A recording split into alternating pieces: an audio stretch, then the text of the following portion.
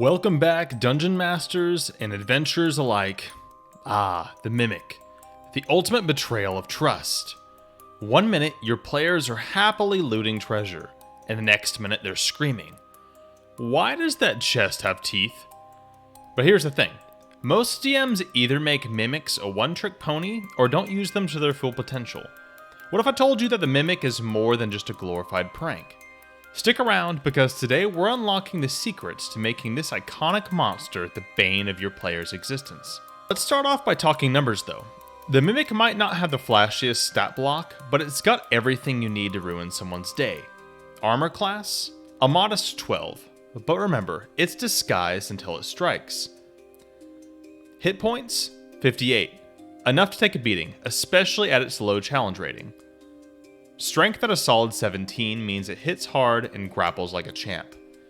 Dexterity and Constitution are decent, making it a bit tougher than your average monster. Stealth, a +5, that's going to be your bread and butter for sneaky ambushes. And then there are resistances. Immune to acid and prone conditions, that means it can't be knocked down or melted, which adds to its staying power. Oh, and dark vision out about 60 feet makes it a nightmare in low light dungeons. When it comes to actions, the Mimic keeps it simple but effective. First, it has its pseudopod attack.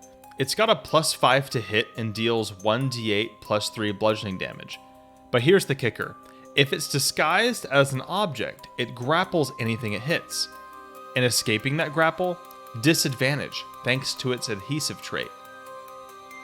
Next, we have the bite attack.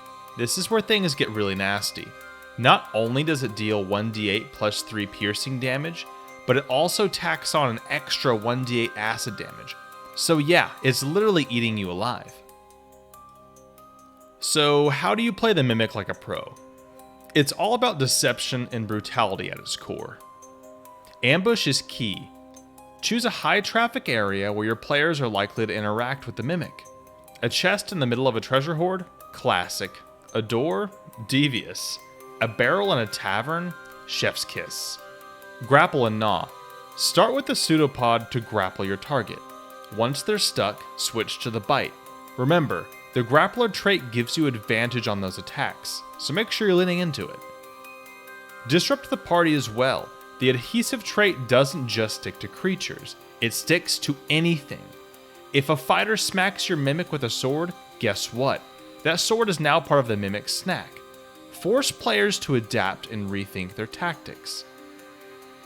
And stay in the fight. At lower health, retreat to a defensible spot while keeping your grappled target. The Mimic's intelligence is low, but its instincts are sharp. If things go south, let go and back off, setting up another ambush for later. Here's your too long didn't read on running a Mimic effectively. Be sneaky. Use its false appearance and stealth to set up the perfect ambush. Leverage adhesive. Grapple your prey and make melee combatants think twice about hitting you. Prioritize your bite attacks. They do more damage and are perfect for wearing down grappled targets. Control the battlefield.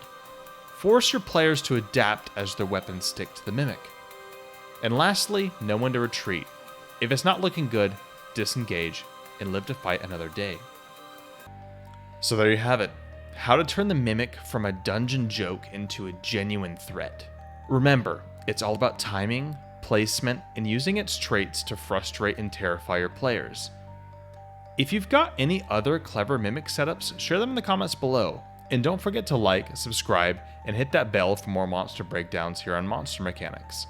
Now go out there and ruin some loot runs. See you next time.